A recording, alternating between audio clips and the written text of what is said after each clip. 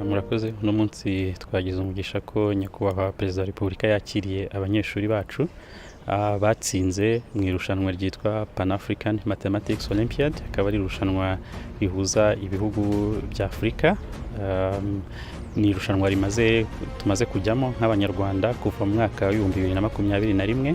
Hanyuma abanyeshuri bari hano bagiye bajya muri ayo marushanwa mu myaka itandukanye. Ariko icy'ingenzi cyane nuko mu irushanwa riherutse ryabereye muri Johannesburg muri South Africa harimo umunyeshuri umwe wacu wabonye umudari wa zahabu. Bivuze ko ari mu banyeshuri ba mbere muri iyo competition. Hanyuma u Rwanda rukaba rwarabaye ubwa gatandatu mu bihugu 27. Akaba rero ari ikintu cyiza cyane ko nyakubahwa Perezida wa Repubulika yamenye ko aba bana bitwaye neza, akaba yabahamagaye kugira ngo bahure abashimire ndetse anabahembe. Iki kikaba ari ikintu cyiza rero cyane kandi kizanatuma n'abandi bana bose bagira imbaraga kugira ngo bakomeze bige neza, ariko nanone bakomeze bumve ko nabo bashobora gutera imbere kandi bakaba bahangana ku rwego mpuzamahanga. Aba bana bari hano ni abanyarwanda gusa. Uko batoranywa harabanza hakaba irushanwa ritegurwa na Kaminuza y'u Rwanda ndetse ifatanyije n'abandi bafatanyabikorwa bacu barimo EMS ndetse n'abandi, bagakora selection mu mashuri yacu ya secondaire, ku buryo haba harimo abanyeshuri barenga 40,000.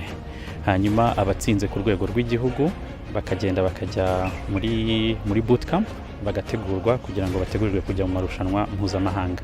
Hanyuma muri ayo marushanwa mpuzamahanga hajyamo amakipe yagizwe n'abanyeshuri 6.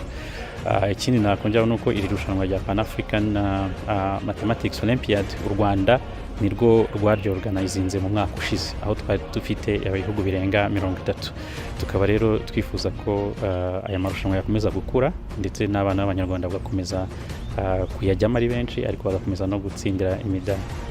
Aba bana iyo bagiye muri aya marushanwa, kubera ko ni amarushanwa akomeye cyane, ni amarushanwa iyo umwana yatsinze bivuze ko afite ubushobozi, ndetse harimo na bamwe bayajyamo niyo batashobora kugira umudari, ariko bivuze ko bafite aho bageze mu rwego rw'imibare. Abana rero benshi bayarangije muri marushanwa, abenshi bagiye mu universite akomeye hirya no hino ku isi.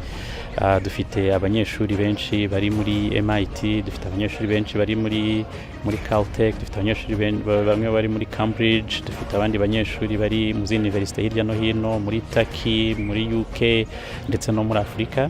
Bivuze ko rero umunyeshuri yagiye muri aya marushanwa bimuha amahirwe yo kuba ndetse yanakwibonera na scholarships. Abo banyeshuri bose mvuze nta n'umwe leta yishyurira, bose bafite scholarships zabo. Bivuze ko rero iki ari ikintu cyiza, ari platform nziza y'abana bajyamo bakerekana ubushobozi bwabo, ariko nanone bakongera amahirwe yabo yo kujya muri kaminuza nziza. Nitwa Tisengwe ni Prince, niga kuri Hope Haven Secondary School, niga mu wa 3. Twagiye muri Pan African Math Olympiad, ubwo ni irushanwa ry'imibare nyine ku rwego rwa Afurika.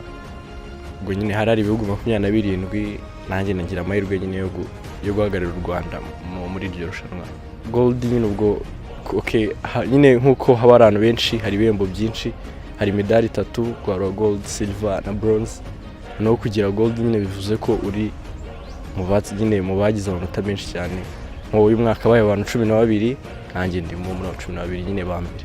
Mba numva gutsinda nyine kugira ngo urugero ku rwego nyine rwo kugira zahabu, nyine icyo twakita zahabu mu Kinyarwanda, nyine ni ibintu nyine bintera imbaraga, nyine nkumva koko birakwiye nyine ko nakomeza kwiga cyane byanzagire kuri byinshi. Nyine ibyo nifuza, nkaye ndifuza kuba mu engineer nyine ubwo nyine, kandi imibare nyine birumvikana ko ubwo nyine iri nyine ibyo nakita inkingi nyine y'ubwenjeneri, bintera imbaraga cyane.